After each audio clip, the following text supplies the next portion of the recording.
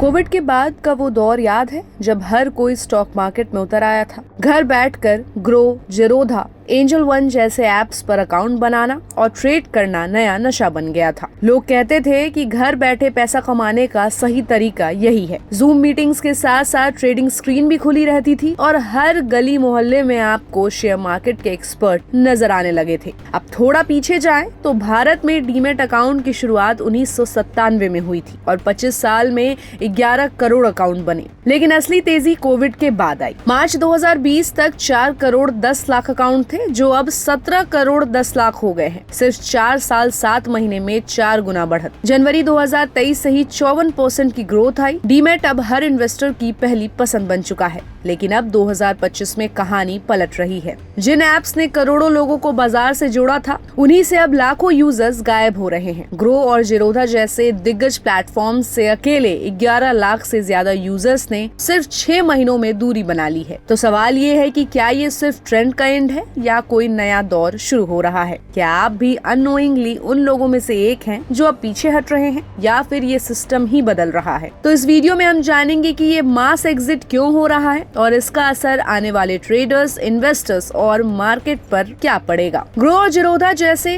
Top brokerage platform से 2025 की पहली छमाही में ही करीब 11 लाख एक्टिव यूजर्स चले गए। एंजल वन और अपस्टॉक्स जैसे बाकी बड़े नामों को भी ऐसा ही झटका लगा। अब सवाल ये है कि जब मार्केट में रैली चल रही है, सेंसेक्स निफ्टी रिकॉर्ड बना रहे हैं, तब लोग शेयर बाजार से दूर क्यों जा रहे हैं? ग्रो, जो पिछले कुछ सालों में सबसे फास्ट ग्रो करने वाला प्लेटफॉर्म रहा, उसने अकेले ही 6 लाख से ज्यादा एक्टिव इन्वेस्टर्स खो दिए।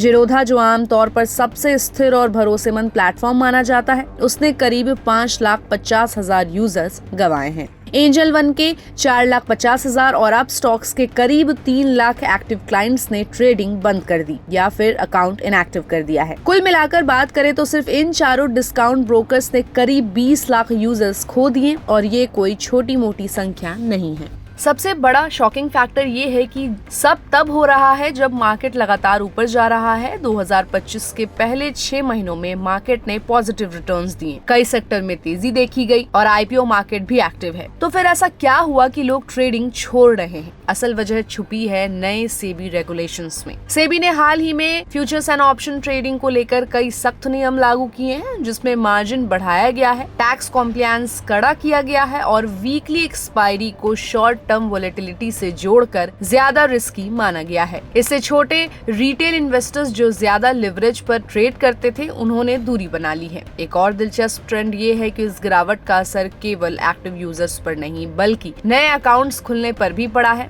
Q1 फाइनेंशियल ईयर 2026 में सिर्फ 6.91 मिलियन नए डीमैट अकाउंट्स खुले, जो पिछले 8 क्वार्टर्स में सबसे कम है। इसका मतलब ये है कि न सिर्फ पुराने यूजर्स जा रहे हैं बल्कि नए लोग भी अब इतने उत्साहित नहीं है कि वो ट्रेडिंग में कदम रखे। एंजल वन और ग्रो जैसे प्लेटफॉर्म्स ने हमेशा से युवा और नए इन्वेस्टर्स को टारगेट किया है, लेकिन वो इन्वेस्टर्स शॉर्ट टर्म एक्साइटमेंट में आते हैं और रिस्क बढ़ते ही बाहर निकल जाते हैं। जेरोधा जैसी कंपनी थोड़ा स्टेबल बेस रखती है, फिर भी वो भी इस गिरावट से बच नहीं पाई। ट्रेडिशनल ब्रोकर्स जैसे ICICI सिक्योरिटीज, HDFC सिक्योरिटीज और कोटक सिक्योरिटीज ने कंपैरेटिवली ज्यादा स्टेबिलिटी दिखाई है, क्योंकि उनका क्लाइंट बेस ज्यादा कंजर्वेटिव होता है और फ्यूचर एंड ऑप्शन में कम इन्वॉल्व रहता है। अब सवाल ये उठता है कि क्या ये गिरावट परमानेंट है या शॉर्ट टर्म रिएक्शन है? सच तो ये है कि आईपीओ मार्केट अभी भी अच्छा चल रहा है। ग्रो खुद भी आईपीओ लाने की तैयारी कर रहा है और उसकी वैल्यूएशन करीब 6 से 8 मिलियन डॉलर मानी जा रही है। अगर ग्रो का आईपीओ सक्सेसफुल रहता है तो एक बार फिर नया यूजर बेस उसकी ओर खींचा चला सकता है। लेकिन अगर सेबी के ये सख्त नियम ऐसे ही बने रहते हैं तो हो सकता है कि जो रिटेल इन्वेस्टर्स हाल फिलहाल में आए थे, वो लंबे समय तक सस्टेन ना कर पाए और इस गिरावट को एक बड़े ट्रेंड की तरह भी देखा जा सकता है, जिसमें अब सिर्फ सीरियस लॉन्ग टर्म इन्वेस्टर्स ही शेयर मार्केट में टिकेंगे। तो दोस्तों, सोचने की बात यह है कि क्या आप भी उन लोगों में से हैं जो ट्रेडिंग ऐप से हट चुके हैं या फिर अब भी मार्केट में टिके हुए हो? नीचे कमेंट बॉक्स में जरूर बताएं। साथ ही ऐसी अपडेट्स के लिए keep watching and subscribe. Good returns.